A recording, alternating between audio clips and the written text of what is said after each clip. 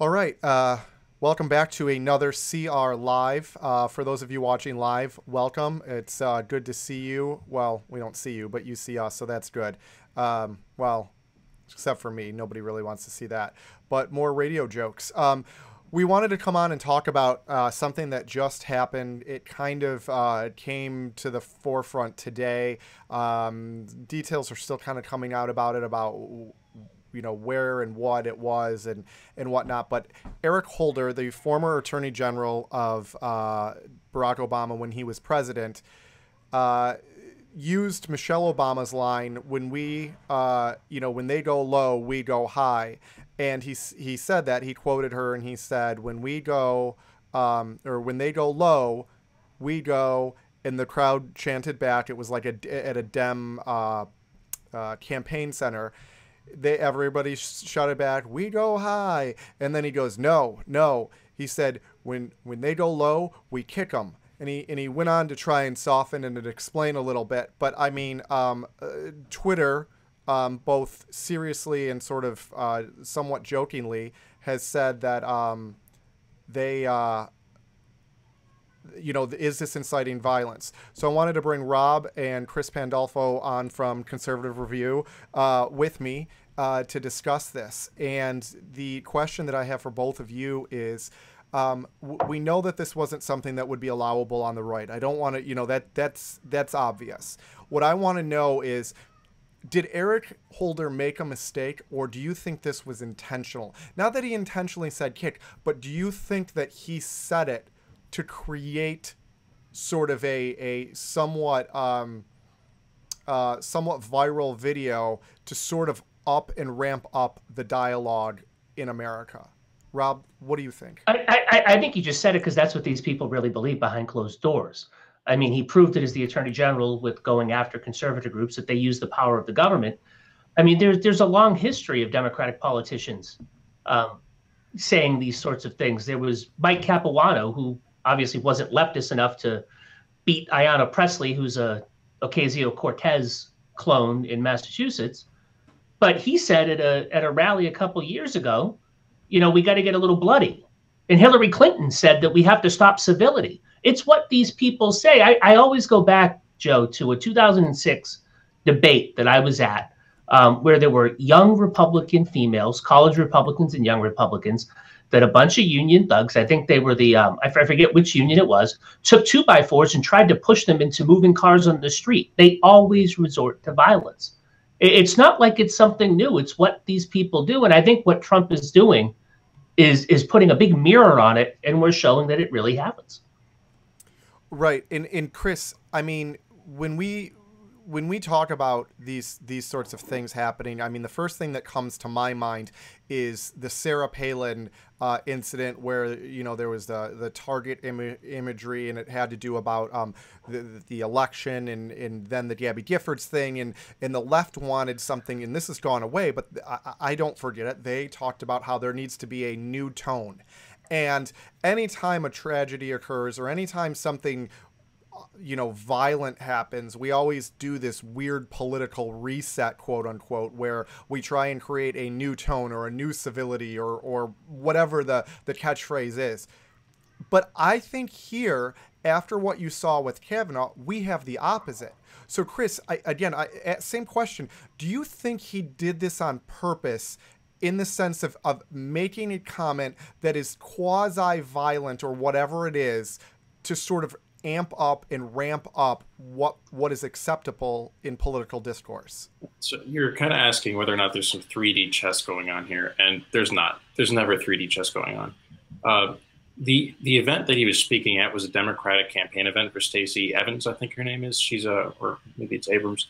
She's the Democratic candidate for governor. And on Sunday they were doing a rally for not really a rally. It was just a meeting to get some canvassing efforts going on. So these are Democratic activists Eric Holder is speaking to. He's trying to rally the troops so they can go out and get ready to register people to vote and make sure that they show up at the polls on election day. And, he's rallying the troops, and he wants them to fight because the Democratic activists want to fight, because they feel like that if they don't fight, they're not going to win. They're kind of taking what Trump did in the 2016 election, where he didn't back down from the mainstream media. He wouldn't back down from other Republicans' attacks on him. He just kept hitting back. And Eric Holder wants to channel that because the Democrats truly believe that they're too soft. They think that their rhetoric isn't violent enough. They think that they don't fight enough. Now, whether they're delusional or whether they just are intentionally doing that, I can't speak to them. I don't think like that. But that's what they believe. But do you think that that physical violence, that he made this statement sort of to have a little, I don't know how to say it, but I mean, to me, I feel like there is 3D chess going on. So I would say, yes, I think he knew what he was doing in saying kick them, because that's sort of it's more of an idiom there. Like, you know, when they go low, we'll kick them while they're down there, and he can have a little bit of plausible deniability. I don't think he was literally calling for people to go out and kick Republicans. I think he was just using that rhetoric because that's the rhetoric of fighting. And the Democrats want to have someone who's fighting be their presidential candidate in 2020. And Eric Holder is openly talking about running for president. Okay, so and I would disagree, because I think you're right. I think they are trying to take this sort of tough tone, and they're trying to like change the path that everybody's on. But as we said at the outset, or I said at the outset, that this would not have been acceptable from a Republican, correct? I mean, we all agree there.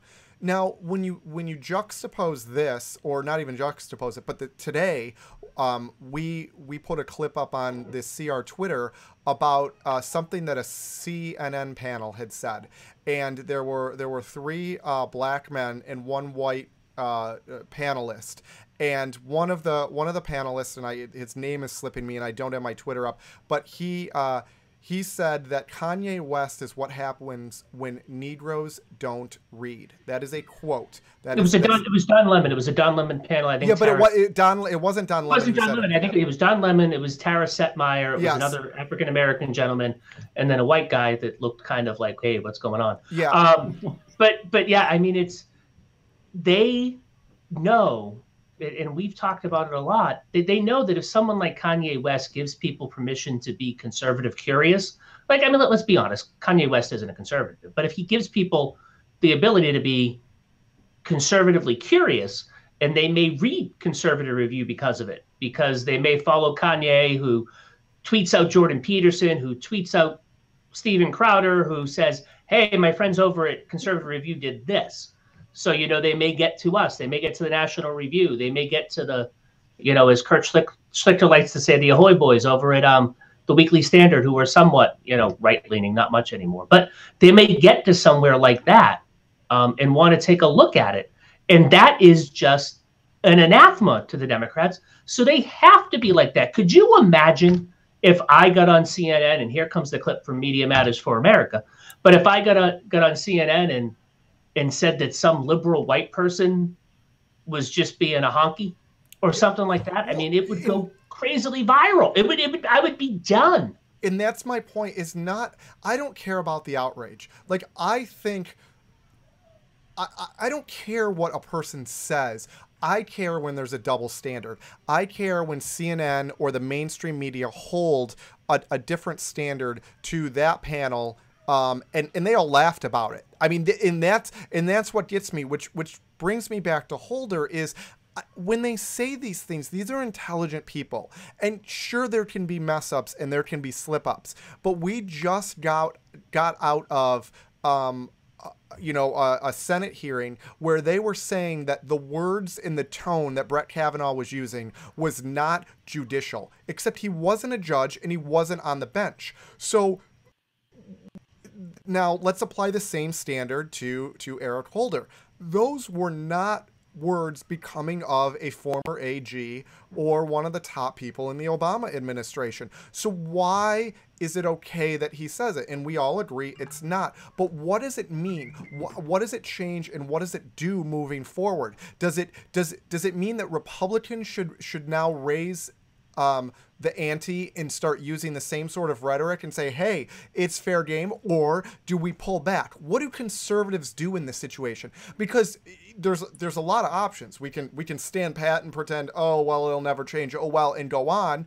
But what is our counterstrike to this? What's an appropriate measure? I don't think whatever we do that they're going to attack us. I mean, you remember, I think it might have been Alex Griswold or Stephen Miller today on Twitter with that Obama story said, the Washington Post used examples of people sitting in a room and screaming tyranny by just like sitting in a room and saying tyranny, tyranny, tyranny as violent rhetoric from the right, like not attacking anybody, not, beating on some old guy's car that's trying to, get through an Antifa riot in Portland, Oregon, and then having the local media say that it was the poor old guy's fault. Not that. They're not destroying property. They're just saying tyranny. And they're saying that is, crazy and out of bounds. When you've got left-wing people going to people's houses, doxing people's houses, saying where people live so that people will go to their houses and do things and deface their property. Right. But somebody screamed tyranny once. But it's absolutely crazy. Don't we have to have some sort of countermeasure? I mean, Chris, the countermeasure is just to beat them. Like Eric Holder's getting away with his comments because the people in the mainstream media are Democrats, and you just have to understand that the reporters in CNN, that they're producers, they're partisan Democrats, and so they're going to defend a partisan Democrat the same way that conservatives defend partisan Republicans. It's just the way it is. So if you can't change the mainstream media, they're not going to change. It's an institution. It's an arm of the Democratic Party. So if you want to beat the media, you just have to beat the Democrats. If you want to beat the Democrats, you got to have an opposition party, an opposition political movement, and an opposition media that convinces people to vote for something else. Now, the issue with the Republican Party, of course, is we know they don't convince people to vote for them because they don't actually believe the things that they campaign on. And that's a whole other box of worms you could really spend hours and hours talking about if you wanted to. Right, but okay, and that brings up a excellent point. So the countermeasure is just to take it to the polls, beat them in November. But now my question, my next question in my head that comes to me is, so what do they get away with, or what are they doing? And Rob, you wrote in your WTF MSM newsletter today about a story from the Hollywood Reporter that Stephen Miller, who there's lots of different names in sort of like roles that people portray him or say that he has in the Trump administration. But I'd say he's one of the biggest policy wonks, one of the biggest advisors that Trump has on certain issues. Yeah, he's Trump's policy nerd. Yeah. I mean, that's what he is. Every administration has one. He happens to be Trump's. Yeah. When he comes across on TV, he makes a person like me, a person like you, look like, Hollywood bows. And I don't mean that, in a bad way, but I mean, he is sort of the paradigm wonk. He has the very mild colored suits. He has the rep strap tie. He has the receding hairline. He speaks in paragraphs, not sentences. I mean, the guy is just a very intelligent and heady guy. So, the liberals have tried to attack him in 18 different ways to Sunday. And the most recent one came across today where they went to his third grade teacher, which was how many years ago? I mean, Yeah, they went to his third grade teacher probably 25 years ago. He's probably mid-30s-ish. So probably 23, 25 years ago. So, we saw with Brett Kavanaugh last week that they went to high school, right? So now high school's not enough, Joe. They're going to go to the grammar school teacher. And the grammar school teacher, and I'm just going to read this really quickly. The grammar school teacher says, do you remember that character in Peanuts, the one they called Pigpen? Well, that was Stephen Miller at age 8. And we didn't have paste, so he didn't get to eat paste. So he put glue on his hand so that it would dry, and then he ate that. And I wrote it, and I wrote that he was really, really weird in his permanent record, but the principal made me take it out. I wish I still had that. And then she puts a picture. Then she puts the class picture with nobody's faces marked out besides Stephen Miller's to show it. So she does a docs, but she shows the picture of all of his classmates. This is a person that had responsibility for his well-being 20 some odd years ago. I mean, does she still teach now? If she still teaches now, I hope she doesn't after she did this. It read to me like it was an Onion hoax. And I'm still waiting for the Hollywood Reporter to have to apologize for being hoaxed. but I don't Yeah. think they're gonna. I mean, it reads like that. And I mean, we're seeing more and more of that. I mean, Chris, you do a lot of the sort of play-by-play on CR of the different stories, and you're right. The mainstream media is an institution. I don't think that we're going to scale them back, revert them, or do anything.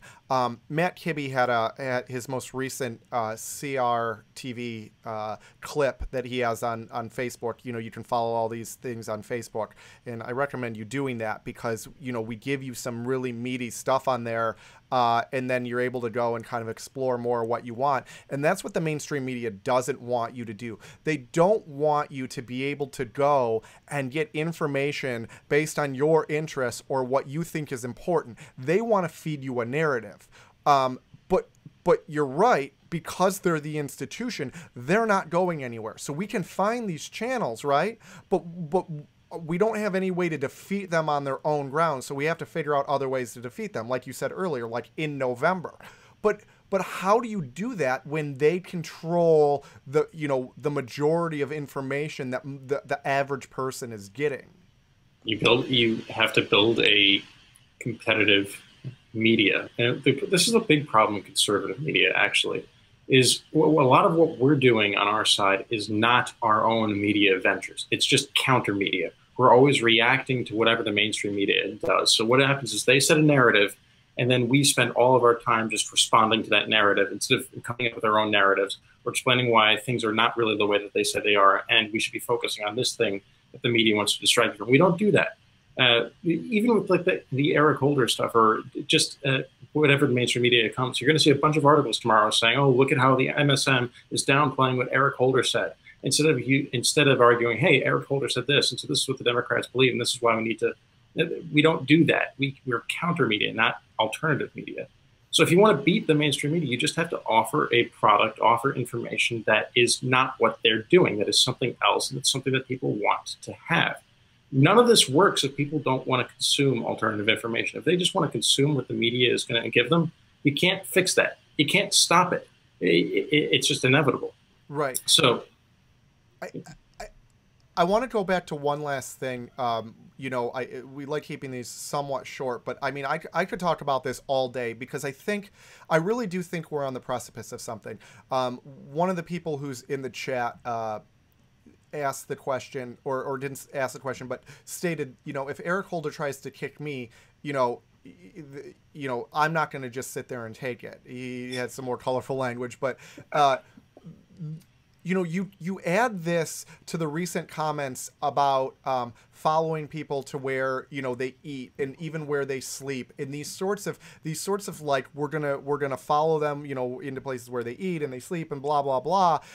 I mean, aren't we? And even if let's let Eric Holder off the hook, but in light of everything else, aren't we getting dangerously close to not being able, or that we shouldn't allow the left to make these sort of slip-ups or just rhetorical choices to use words like kick, when you have people like Maxine Waters and other liberals out there advocating like a sort of persistent resistance, a sort of in your face, like walk right up to the free speech line and like, maybe spit across it a little bit? I mean, aren't we pretty dangerously close to like inciting physical altercations out there? Well, yeah, they are. But I don't see what you mean by how we're allowing them to do that. They're going to do that whether or not we allow them to do it whatsoever, and they're going to claim First Amendment protections. It's not fringe people. It's not fringe people like Maxine Waters. Let me read you real quickly what Hillary Clinton said just this week in an interview. You cannot be civil with the political party that wants to destroy what you stand for, what you care about. And then she basically said, we're done being civil. We need to not be civil. We need to go at them. She is echoing. She's the former standard bearer of the Democratic Party, echoing someone crazy like Maxine Waters. They are doing this. They are ramping this up. And I mean, it's only a matter of time before people like Hillary Clinton and Maxine Waters and Rachel Maddow and the folks at CNN and the folks at MSNBC get someone to drive to another baseball field and be successful this time. Last time, the guy wasn't successful. And the guy that tried to kill basically Rand Paul wasn't successful. But you get Rand Paul's wife, Kelly, saying that she lives in so much fear that she sleeps with a loaded gun in her bed, which is probably dangerous in and of itself. I want to throw a little bit of a caveat and disclaimer in here. I wouldn't be surprised, and I'm sure it happens, that there are violent crazies on the right who take similar heinous actions to threaten people, make irresponsible comments online. I mean, I know that Twitter in the interwebs, as I like to call them, are a cesspool. You bring out the worst in people because they're protected behind a screen. But that's why I think it's even more incumbent upon people in the public, like politicians, not to feed the fire, not to stoke it, and not to amp it up. And Chris, I feel a little guilty because I was lawyering you a little bit, because I had a feeling you were going to say that the Eric Holder thing was just them, inciting it a little bit, but not going to that next level.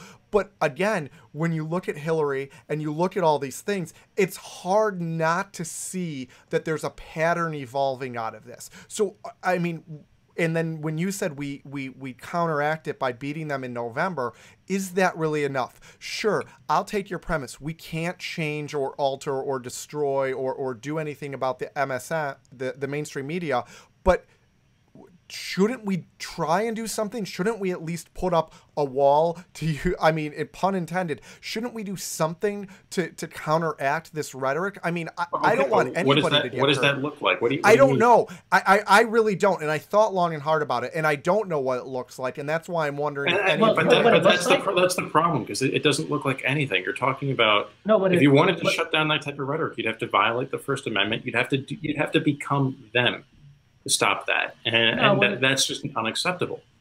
What it looks like is ads. What it looks like is ads in primetime on television with somebody shooting up a congressional baseball field playing Hillary Clinton and Eric Holder's words.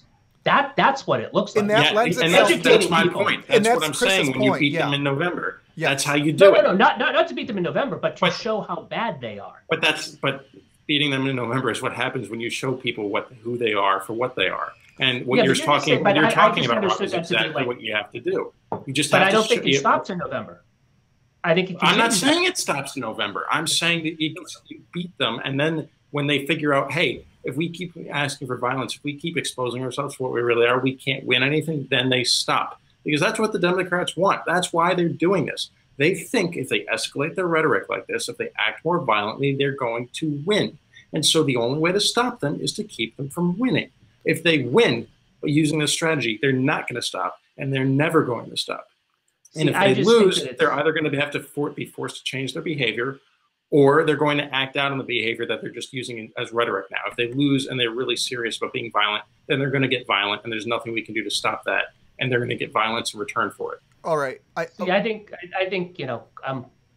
in my entire lifetime they've been acting like this, so I don't think it's going to stop. So I think there needs to be something that we have to figure out what to do, because there's been a lot of elections and we haven't stopped it. But and that's a good point to sort of wrap this up. I want to ask you both, keep it short, but I'd like to circle back on this either tomorrow or at the end of the week and maybe have a discussion of the fallout from this, if there is any, or kind of what becomes of it. But what's your prediction? What do you think happens this evening and into tomorrow from this comment, the Hillary comment, and some of the others that have come out? And I'll go with you, Rob, and then Chris, I'll let you have the final say on that.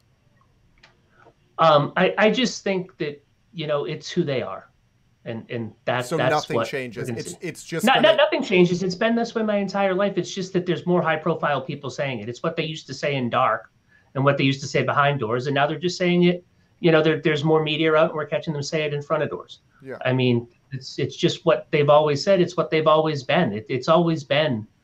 They've always and they try to turn it on other people and say that it's other people. Somebody goes to a Trump rally and tries to cause a problem, tries to push people, tries to do something like that, and somebody pushes them back, then the media focuses on the pushback. You got an elderly guy that drives a car trying to get to the pharmacy or whatever he was doing, or maybe the grocery store, and you got a bunch of Antifa thugs telling him he can't go, and he's like, no, I got to go, so he keeps going very slowly, and they chase him down the street and try to beat him. Yeah. I mean, that's who these people are. Chris, do you think any fallout comes from this? Now, in 12 hours, no one will remember what Eric Holder said because the mainstream media will be talking about the fallout from the hurricane in Florida, or President Trump will say something and they'll be reacting to that. And then conservative media, instead of pushing a narrative of our own on what Eric Holder is doing and on how the left is violent, we'll just be responding to whatever the mainstream media is focusing on in 12 hours. And that's why we don't have the infrastructure to respond to the left in the way that you guys think that we need to, and the way that I agree with you that we need to. We just don't have the infrastructure. We don't have the institutions, and we don't have the movement because conservatives are busy responding to them instead of being proactive. Yeah. I mean, I don't want to make this a big CRTV, commercial at the end, but I think it's one of the reasons why you guys and myself and some of us others who have been around, since the early days of conservative review and CRTV, that we saw something special here and an opportunity for conservatives finally to build something and be proactive about it. And while there are growing pains and, some can say certain things are better than others, or, we should do this or we should do that. I think, there's a few organizations out there and we definitely, I think, are leading the way with some of the things we're doing to put a conservative perspective out there. We're not trying to say we're, fair and balanced like Fox did, and I don't want to knock them too much, but I mean, they tried to play the game according to the MSM's rules, and as you said, Chris, it's hard as an institution to tear that down. So why not create, your own platform, your own rules, and go from there? Kind of controlling the switches here. I'll just say I agree with both of you that nothing changes over the next 12 hours or days unless somebody decides to grab this and carry it and make it, maybe not a hill to die on, but at least a cause worth talking about. Chris Pandolfo of CR, Robino from WTF MSM's newsletter and CR, myself, Joe Koss, going to try and do more of these. Subscribe to the channel if you want to get notifications. Follow us on Twitter. Yeah, they change it Somewhere all the time. there. So there's a red subscribe button. Follow these guys on Twitter for sure. They always have insightful things. And once again, thanks for watching. Hit the